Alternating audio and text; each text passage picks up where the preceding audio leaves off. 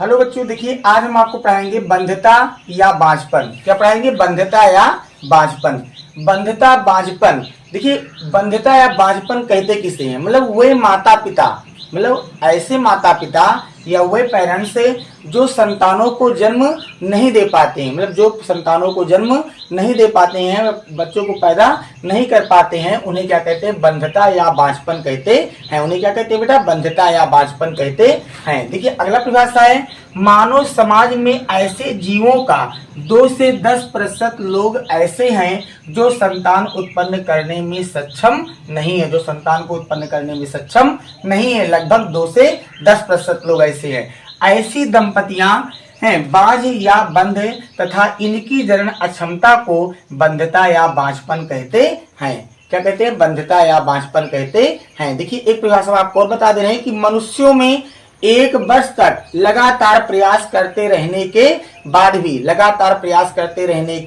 बाद भी अगर गर्भधारण नहीं हो पाता है तो ऐसी प्रक्रिया को बंध्यता या बांझपन कहते हैं। तो ऐसी प्रक्रिया को क्या कहते हैं बेटा? बंध्यता या बांझपन कहते हैं। देखिए बांझपन की मुख्य रूप से 2 श्रेणी होती है। कितनी श्रेणी होती है? 2 श्रेणी होती है। एक होती है प्राथमिक बंध्यता और दूसरी क्या होती है? द्वितीयक बंध्यता। दूसरी क्या होती है? द्वितीयक बंध्यता। देखिए प्राथमिक बंध्यता क्या है? प्राथमिक बंध्यता क्या है बेटा? कहीं वे स्त्रियां जो विवाह के 1 वर्ष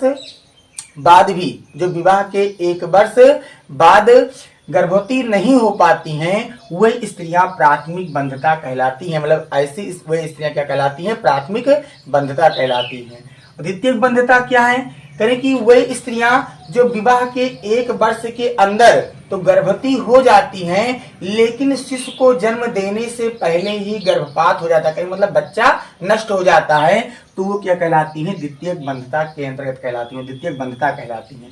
ठीक, इसके बाद देखिए नोट करें, मानव समाज में बांझपन का मुख्य कारण स्त्रियों को ही माना जाता है। देखिए करें कि मानव समाज में बांझपन का मुख्य कारण स्त्रियों को ही माना जाता है। क्यों स्त्रियों को माना जाता है?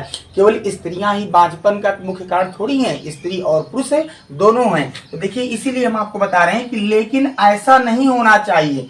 प्राप्त आंकड़ों के अनुसार लगभग 20% स्त्री एवं पुरुष दोनों में जनन अक्षमता या बंध्यता पाई जाती है। लगभग 20% पुरुष और स्त्री दोनों में जो है जनन अक्षमता या बंध्यता पाया जाता है। दोनों में ये प्रॉब्लम उत्पन्न होता है।